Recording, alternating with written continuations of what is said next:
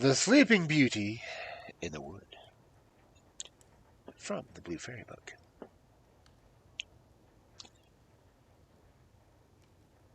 There were formerly a king and queen who were so sorry that they had no children, so sorry that they could not really express it. They went to all the waters of the world, vows, pilgrimages. All ways were tried, and to no purpose. Kid. At last, however, the queen had a daughter. There was a very fine christening, and the princess had all her godmothers, all the fairies they could find in the whole kingdom. They found 7. That every one of them might give her a gift, as was the custom of fairies back then. But the means of the princess had all the perfections imaginable. Princesses. After the ceremony of the christening were over, and the company returned to the king's palace, where a great feast was prepared for the fairies.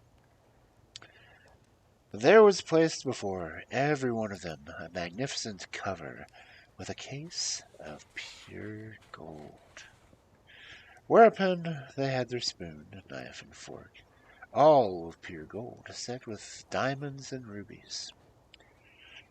But as they were all sitting down at the table, they saw come into the hall a very old fairy whom had not been invited, because she was above 50 years since she had been out of a certain tower, and she was believed to either be dead or enchanted.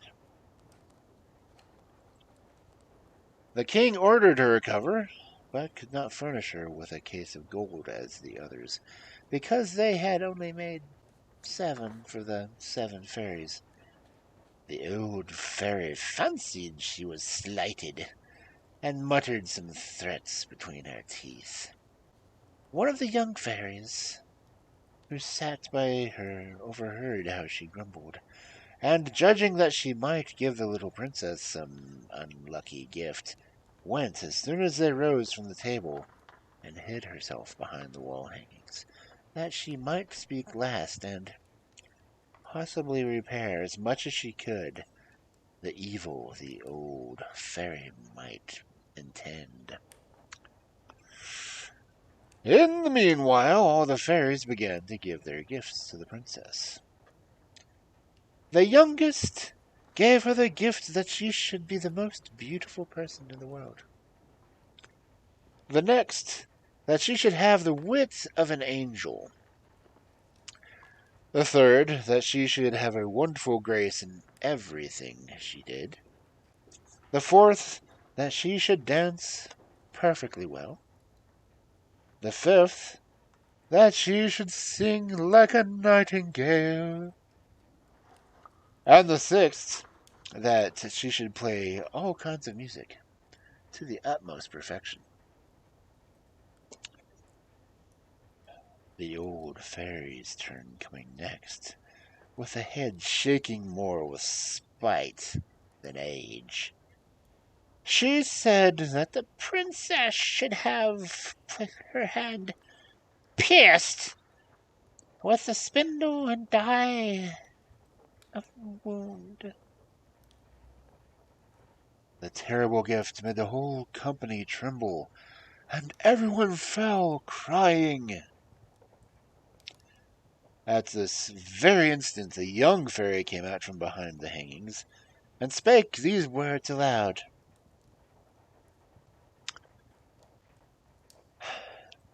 Assure yourselves, O king and queen, that your daughter shall not die of this disaster. It is true, I have no power to entirely undo what my elder has done. The princess shall indeed pierce her hand with a spindle, but instead of dying, she shall only fall into a profound sleep, which shall last 100 years, at the expiration of which a son, the king, shall come and awake her.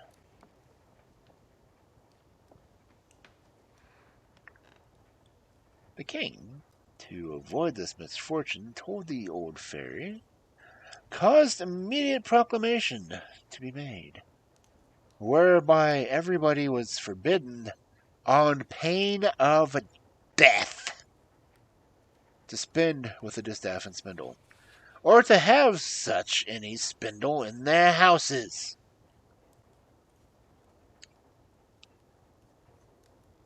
About 15 or 16 years later, the king and queen being gone from one of their houses of pleasure, the young princess happened one day to divert herself by running up and down the house. When going up to one apartment to another, she came to a little room at the top of this tower, where a good old woman alone was spinning with a spindle. This good woman had never heard the king's proclamation against spindles. "What are you doing there, goody?" said the princess. "I am spinning, my pretty child," said the old woman, who did not know who she was. "Ha!" said the princess. "This is very pretty. How do you do it? Give to me that I might see if I can do it."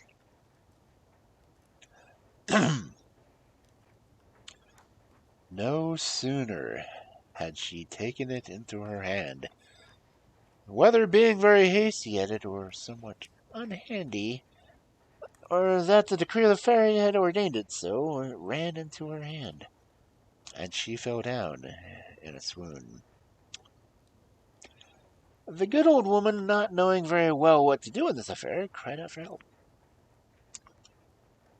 People came in from every quarter in great numbers. They threw water upon the princess's face, unlaced her, stuck her on the palms of her hands, rubbed her temples with Hungary water, alcohol, but nothing would bring her to herself. And now the king, who came up at the noise, bethought himself of the prediction of the fairies, and, judging very well that this must necessarily come to pass, since the fairies had said it, caused the princess to be carried into the finest apartment of his palace, and to be laid upon a bed all embroidered with gold and silver.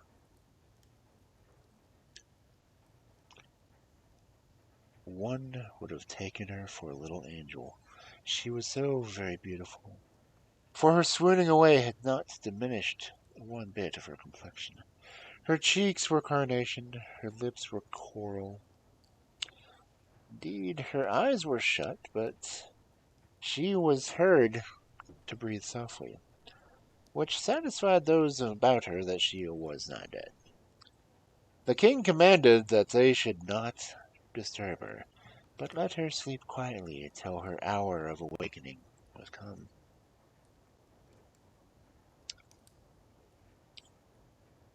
The good fairy, who had saved her life by condemning her to sleep 100 years, was in the kingdom Matakin, 12,000 leagues off, when this accident befell the princess. But she was instantly informed of it by a little dwarf, who had boots of 7 leagues. So that is boots which he could trade over 7 leagues of ground in a single stride, in case you didn't know. The fairy came away immediately, and she arrived about an hour after in a fiery chariot drawn by dragons.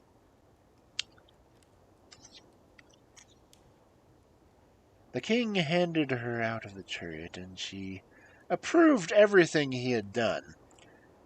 But as she had very great foresight, she thought when the princess should awake she might not know what to do with herself, being all alone in an old palace.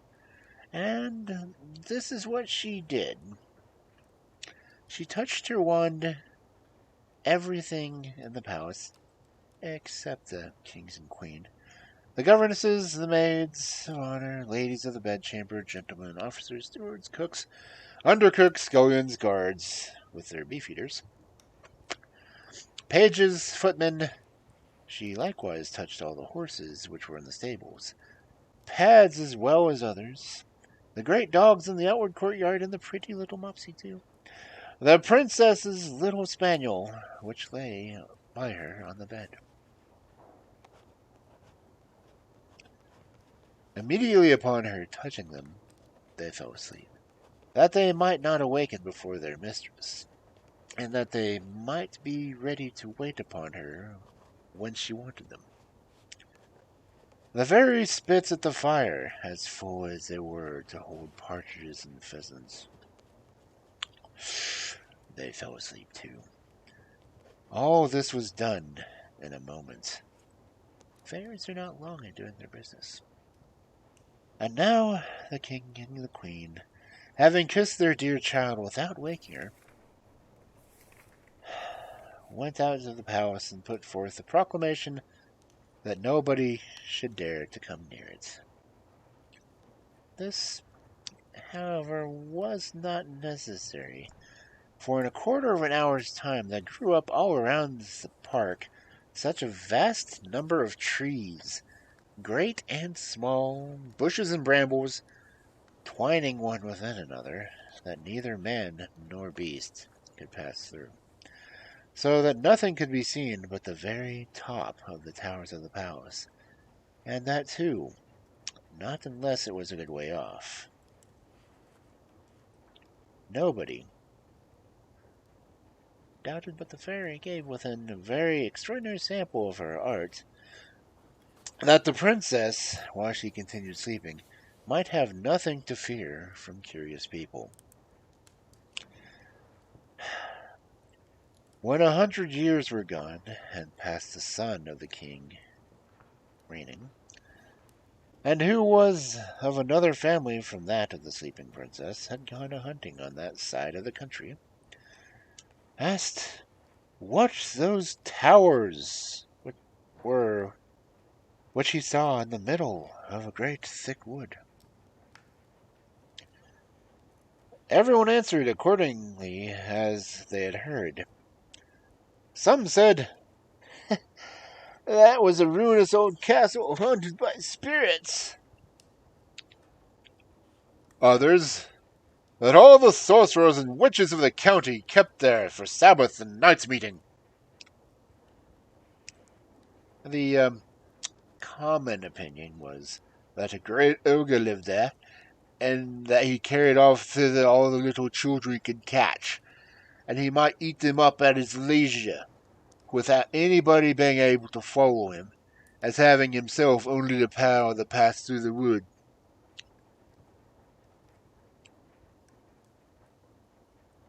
The prince was at a stand, not knowing what to believe, when a very good countryman spake to him thusly. May it please your royal highness, it is about 50 years since I heard it from my father, who heard my grandfather say that there was then at this time a castle with a princess, the most beautiful ever seen, and that she must sleep there 100 years, and should be awakened by a king's son for whom she has been reserved.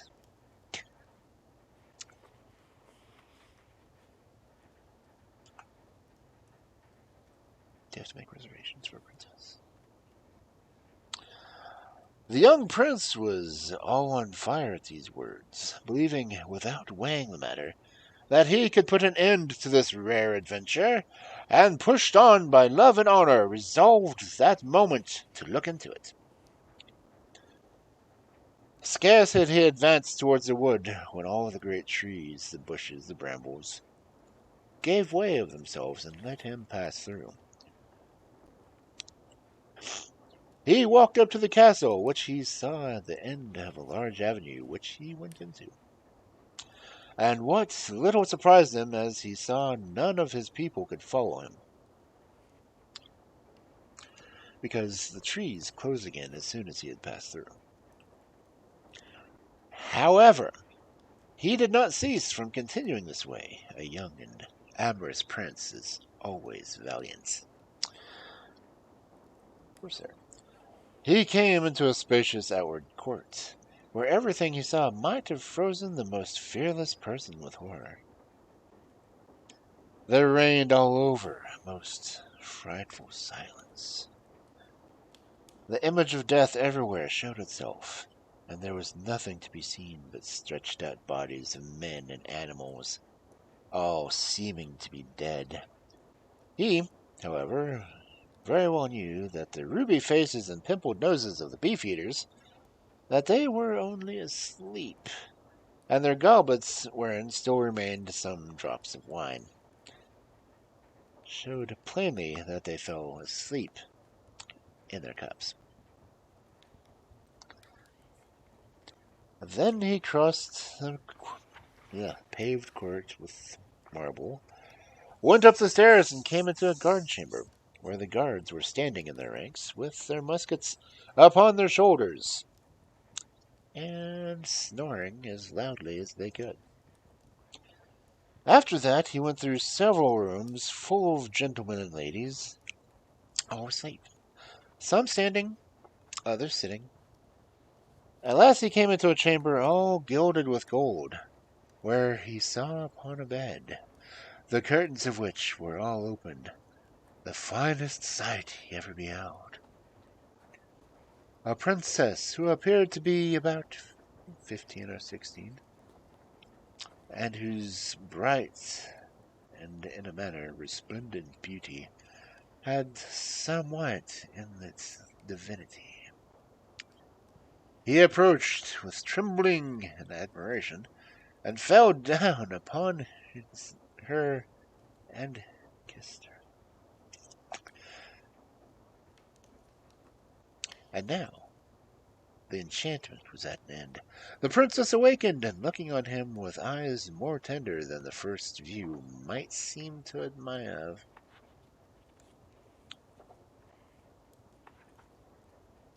"Is it you, my prince?" she asked him. "You have waited a long while." The prince, charmed with these words, and much more with the manner in which they were spoken, knew not how to show his joy and gratitude. He assured her that he loved her better than he did himself. Their discourse was not well connected. They did weep more than talk. A little eloquence, a great deal of love. He was more at a loss than she, and we need not wonder at all. She had time to think on what to say to him. For it was very probable, though history really doesn't make any mention of it, that the good fairy, during so long a sleep, had given her agreeable dreams. In short, they talked for hours together, and yet they had not half of what they had to say. In the meanwhile, all around the palace awakened, everyone upon their particular business. As all of them were not in love, they were ready to die of hunger. The chief lady of honor, being sharp-set as other folks, grew very impatient, and told the princess aloud that supper was served up. The prince helped the princess to rise. She was entirely dressed, and very magnificently, but his royal highness took care not to tell her that she was dressed like his great-grandmother, and had a point band peeping over the high collar. She looked not a bit less charming and beautiful for that. They went into the great hall of looking-glasses, where they supped, and were served by the princess's officers. The violins and hautboys played old tunes, but very excellently, though it was now above 100 years since they had played. And after supper, without losing any time, the Lord Almoner married them in the chapel of the castle, and the chief lady of honor drew the curtains. They had but very little sleep. The princess had no occasion, and the prince left her the next morning to return to the city, where his father must need to have been in pain for him. The prince told him that he lost his way in the forest as he was hunting, and he had lain in a cottage of a charcoal burner, who gave him cheese and brown bread. The king, his father, who was a good man, believed him, but his mother could not be persuaded it was true, and seeing that he went almost every day hunting, and that he always had some excuse ready for doing so, though he had lain out 3 or 4 nights together, she began to suspect that he was married. For he lived with the princess above 2 years, and had by her 2 children, the eldest of which, who was a daughter, named Morning, and the youngest, who was a son, named Day, because he was a great deal handsomer and more beautiful than his sister. Okay. The queen spoke several times to her son to inform herself after what manner he did pass the time, and that in this he sought in duty to satisfy her. But he never dared to trust her with his secret. He feared her. For though he loved her, she was of the race of ogres, and the king would never have married her had it not been for her vast riches. It was even whispered about in the court that she had ogreish inclinations, and that whenever she saw little children passing by, she had all the difficulty in the world to avoid falling upon them. And so the prince would never tell her one word. When the king was dead, which happened about 2 years afterward, he saw himself lord and master. He openly declared his marriage, and he went in great ceremony to conduct his queen to the palace. They made a magnificent entry into the capital city, she riding between their 2 children. Soon after, the king went and made war on Emperor Contalabut, his neighbor.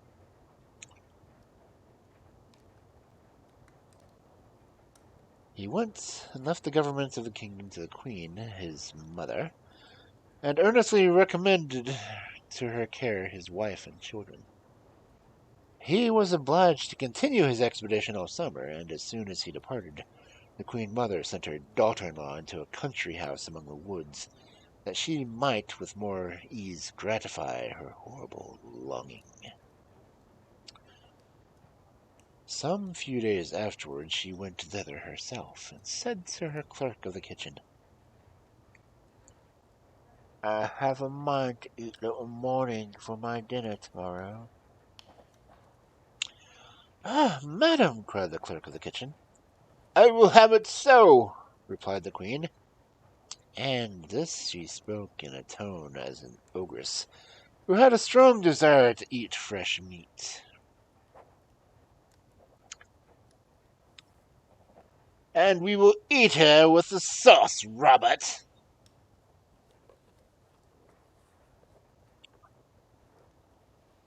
The poor man, knowing very well that he must not play tricks with the ogress, took his great knife and went into little Morning's chamber. She was then 4 years old, and came up to him, jumping and laughing, and to take him about the neck, and asked him for some sugar candy, upon which he began to weep. The great knife fell out of his hand, and he went back into the backyard, and killed a little lamb, and dressed it in such sauce that his mistress assured him that she had never eaten anything so good in her life. He had at the same time taken up little Morning and carried her to his wife to conceal her in the lodging he had at the bottom of the courtyard. About 8 days afterward, the wicked queen said to the clerk of the kitchen, "I will sup on little Day." He answered not a word, being resolved to cheat her as he had done before. He went out to find little Day, and saw him with a little foil in his hand, with which he was fencing with a great monkey. The child being only 3 years of age, he took him up in his arms and carried him to his wife, that she might conceal him in her chamber along with his sister, and in the room of little Day cooked up a young kid. very tender, which the ogress found to be wonderfully good. This was hitherto all mighty well, but one evening the wicked queen said to her clerk in the kitchen, I will eat the queen with the same sauce I had with her children. It was now that the poor clerk of the kitchen despaired of being able to deceive her. The young queen was turned of 20, not reckoning 100 years if you put her to sleep, and how to find out to the yard a beast so firm that it puzzled him. Then he took a resolution that he might save his own life to cut the queen's throat. And going up into her chamber, with intent to do it at once, he put himself into a great fury as he could possibly, and came into the young queen's room with his dagger in hand.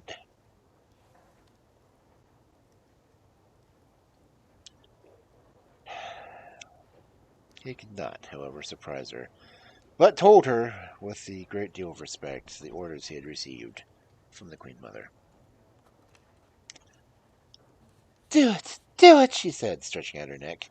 Execute your orders, and then I shall go and see my children, my poor children whom I so much and tenderly loved.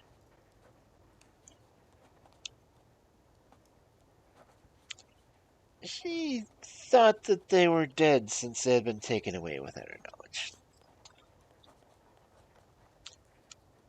Oh, no, madam, cried the poor clerk of the kitchen, all in tears. You shall not die. You shall see your children again.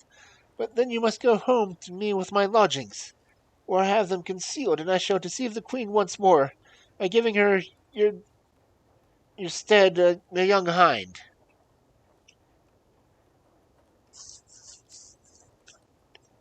Dear.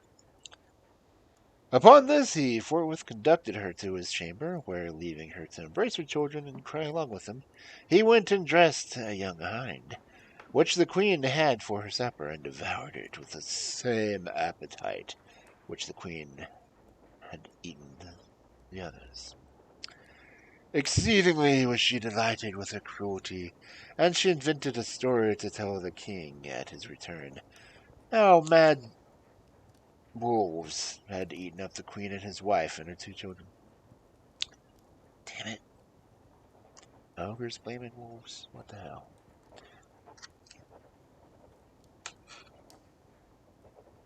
One evening, as she was, according to her custom, rambling about the courts and yards of the palace to see if she could smell any fresh meat, she heard in a ground room little Day crying, for his mamma was going to whip him because he had been naughty, and she heard at the same time little Morning begging for her brother's pardon.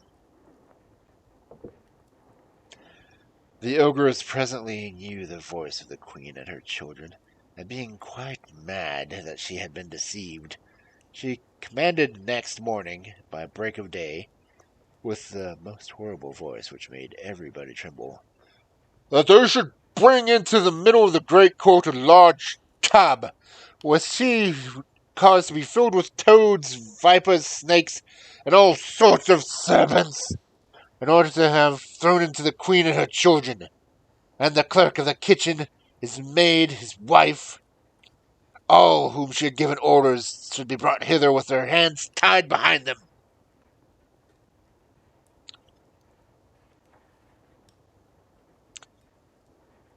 Well, they were brought out accordingly, and the executioners were just going to throw them into the tub, when the king, who wasn't expected to be home yet, entered the court on horseback, because he really came fast, and asked, with the utmost astonishment, what the meaning of this horrible spectacle was.